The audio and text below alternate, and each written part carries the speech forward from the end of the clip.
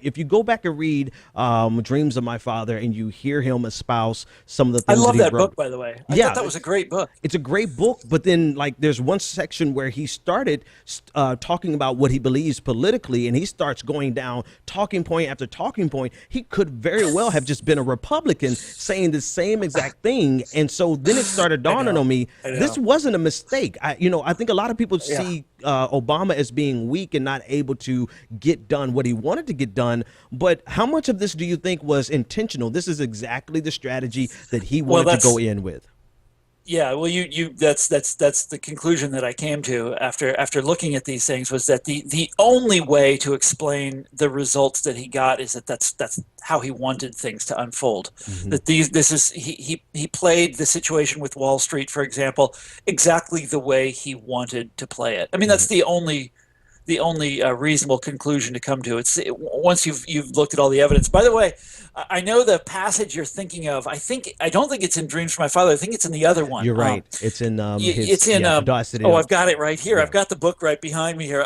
His other memoir, the the one Audacity about of his Hope. time in the Senate, Yeah, that's the one. Audacity of Hope, and I read that one too. And it's a funny thing because I read that and I thought that was all. Are we allowed to curse on your show? Yeah, yeah. No, we're go I for thought it. that was all just bullshit. He was just saying that to make people happy.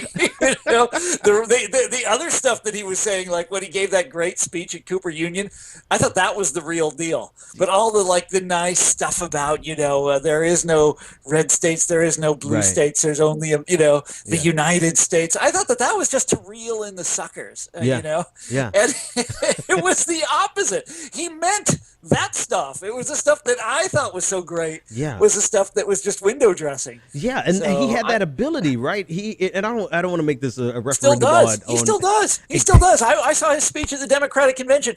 At the Democratic convention, they're out there waving signs that say "No TPP." Right? right. Everybody's really angry at that, and he comes out, and they are, ecstatic. Yeah. He's the greatest man there ever was. And People still fall. I still fall for him. I love the way he speaks. He's let's just, go. So let's go to that dissonance. That dissonance that yeah. was on display at the Democratic convention, which I think embodies is best personified by what you wrote in the book. Right? There's this dissonance that we saw on display. You saw no TPP signs everywhere. But here comes the Democratic champion for the president for the TPP on Yep. stage, and they simultaneously erupt into tremendous uproar of applause for this president. So here you have the Democratic Party ostensibly fighting with itself over the TPP, and we have no one else to blame at this point but the Democratic Party. What did you think about that tension, and what does that say about what the Democratic Party really is today?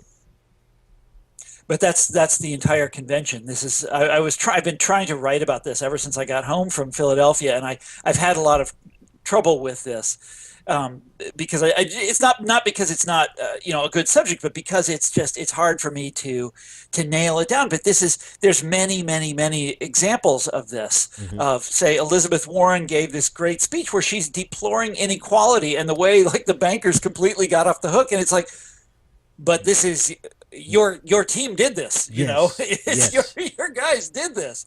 There were many speeches like this. Hillary herself, in her speech, said, that we are the party of working people. Okay, that's great. I wish they were. Right. If you go out into the parking lot and they've got this big tent for Uber, they struck a special deal with Uber Yeah. to take the delegates to and from the convention. It's like Yep. Uber and the Philadelphia taxi cab drivers, they don't really get along. Yeah. It's not, but they're contradicting themselves all over the place. They're, reaching out to the peace faction, and then at the same time reaching out to the militarist faction on the Yeah. same day. Yeah. They don't know where they are. They want to be all things to all people. And what's really funny is they're going to be, because the Republicans have just completely self-destructed. So there is no real challenge to them this year.